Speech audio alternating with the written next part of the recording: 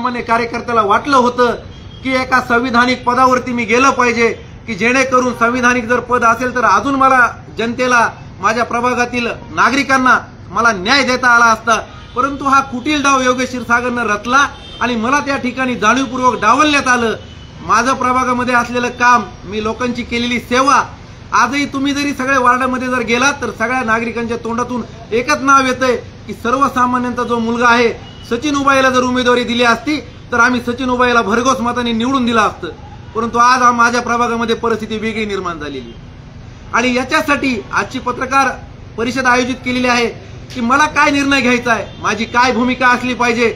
आणि हा योगेश क्षीरसागर, ज्या योगेश क्षीरसागरांनी, जसं योगेश क्षीरसागर लोकांना म्हणतात की ह्याचं काय खरंय त्याचं काय खरंय, हा 6 महिन्याला पक्ष बदलतो, हा 3 महिन्याला पक्ष बदलतो, परंतु माझं या ठाम मत आहे की योगेश क्षीरसागर आपण जसे कपडे बदलतात, जास्त कालावधी आपण कुठल्याही पक्षामध्ये राहत नाहीत, आपण किती पक्ष बदललेत हे सुद्धा आता जनतेला कळलं पाहिजे। आणि ज्या ज्या पक्षामध्ये आपण गेलात त्या त्या पक्षाची वाताहत योगेश क्षीरसागर आपल्यामुळे झालेली आहे। आणि भविष्यामध्ये मी भारतीय जनता पार्टीवरती प्रेम करणारा कार्यकर्ता आहे, मी हिंदुत्ववादी विचाराचा कार्यकर्ता आहे, मी आदरणीय नितेजी राणे साहेब आणि पंकजाताई यांचा कार्यकर्ता आहे। मी यांना आवर्जून सांगणारे, मी पक्षश्रेष्ठीकडे याची तक्रार करणारे की या योगेश क्षीरसागरांच्या हातामध्ये बीडची भाजप देऊ नका, नाहीतर बीडच्या भाजपची वाताहत लागल्याशिवाय राहणार नाही। कारण योगेश क्षीरसागरने आतापर्यंत काय केलेलं आहे, आज जर पाहिलं, हा बीड जिल्हा स्वर्गीय गोपीनाथ मुंडे साहेब यांना मानणारा बीड जिल्हा आहे, हा बीड जिल्हा स्वर्गीय केशर काकू क्षीरसागर यांना मानणारा जिल्हा आहे, हा बीड जिल्हा आदरणीय जयदत्तांना क्षीरसागर यांना मानणारा जिल्हा आहे।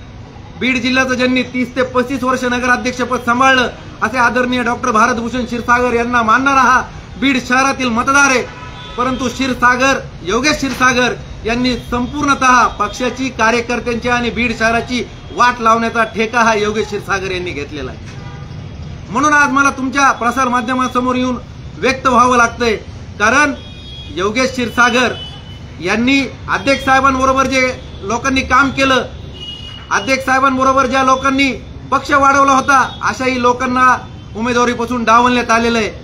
माझ्यासारख्या अनेक मराठा निष्ठावंत कार्यकर्ते जे आहेत, जे पक्षावरती प्रेम करतात, व्यक्तीवरती प्रेम करतात, आणि सर्वात महत्वाचं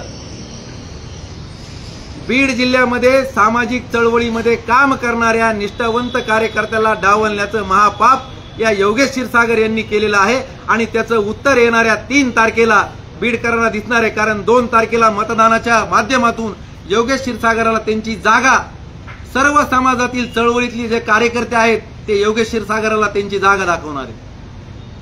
त्याच्यामुळे मी ज्या प्रश्नावरती काम करतोय, मी माझ्या वार्डामध्ये काम करतोय, माझ्या बीड शहरातील मी जे 2 वर्षापासून महाराष्ट्रभर जे माझं आंदोलन ठेवीदारांच्या प्रश्नावरती, मी ठेवीदारांना लढा देण्याचं काम, ठेवीदाराला न्याय मिळवून देण्याचं काम आंदोलनाच्या माध्यमातून करतोय।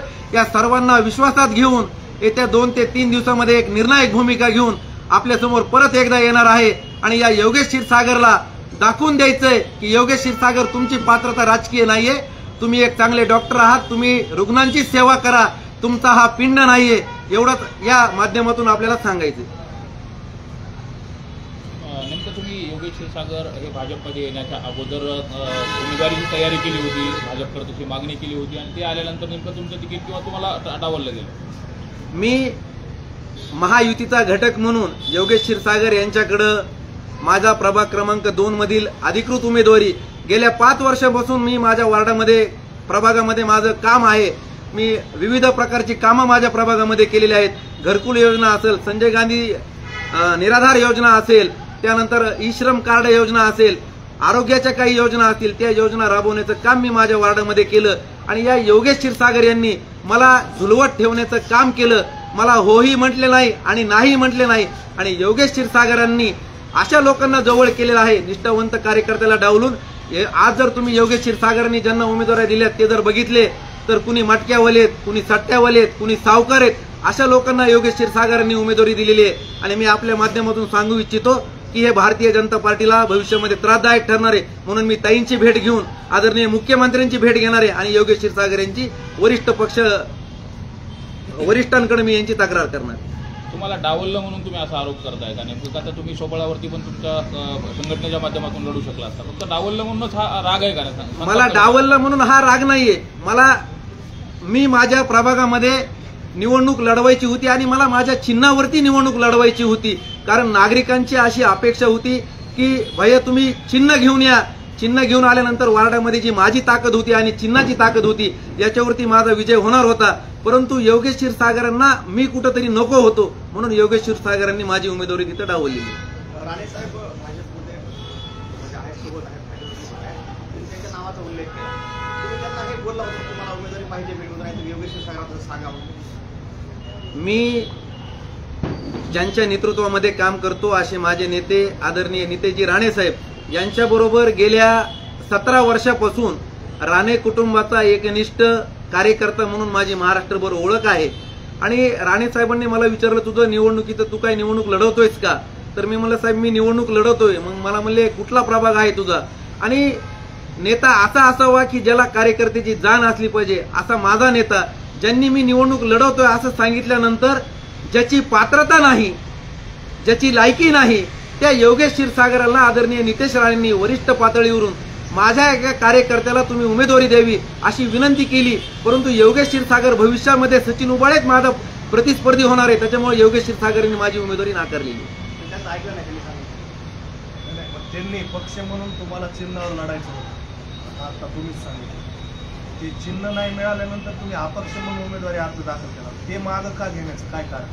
अपक्ष उमेदवारी मी दाखल केली होती. मला 21 तारखेपर्यंत अपेक्षा होती की पक्ष सर्वे करल, योगेश क्षीरसागर सर्वे करतील, वार्डातल्या लोकांच्या काही म्हणणं ऐकून घेतील आणि 21 तारखेला जो दिवस माघार घ्यायचा आहे त्या दिवसापर्यंत मला अपेक्षा होती. कारण मी एक निष्ठावंत कार्यकर्ता आहे, लोकांमध्ये असणारा कार्यकर्ता आहे, घराघरामध्ये असणार आहे. सचिन उबाळे हे घराघरामध्ये नाव आहे. मला अपेक्षा होती शेवटच्या 21 तारखेला 3 वाजेपर्यंत मला भारतीय जनता पार्टीच्या वतीनं पुरस्कृत म्हणून अपक्ष उमेदवार मला जाहीर करतील, परंतु असं झालेलं नाही. माघार का घेतली हा विषय? म्हणूनच मी जनतेची अपेक्षा होती की मी चिन्हावर लढलं पाहिजे. जनतेची अपेक्षा होती मी चिन्हावर लढलं पाहिजे आणि संविधानात पदावरती मी बसलं पाहिजे. परंतु नागरिकांना मी विश्वासात घेतलं, नागरिकांच्या गाठीभेटी घेतल्या. नागरिकांच्या मनामध्ये प्रचंड रोष आहे की आपल्याला उमेदवारी नाकारली. त्याच्यामुळे योग्य ती 2-3 दिवसामध्ये मी भूमिका घेऊन माझी भूमिका जाहीर करणार आहे म्हणून मी अपक्ष उमेदवारी मागे घेतली. तुमच्या मेहुण्यांना कोणत्या प्रभागामधून उमेदवारी दिलेली आहे भाजप? ते त्यांना माहिती असेल. योगेश क्षीरसागरनी कुणाकुणाला तिकीट दिलेत. बीडमध्ये असा प्रकार झालेला आहे की स्वप्नातही कुणाला वाटलं नाही की मला उमेदवारी मिळाली आहे. असे योगेश क्षीरसागरांचे उमेदवार आहेत की त्यांना माहितही नाही की आपण उमेदवार आहेत. ज्यावेळेस त्यांना तिथं बोलून घेतलं कॉलेजला त्यावेळेस त्यांना तिथं माहीत झालेलं आहे की आपण उमेदवार आहेत.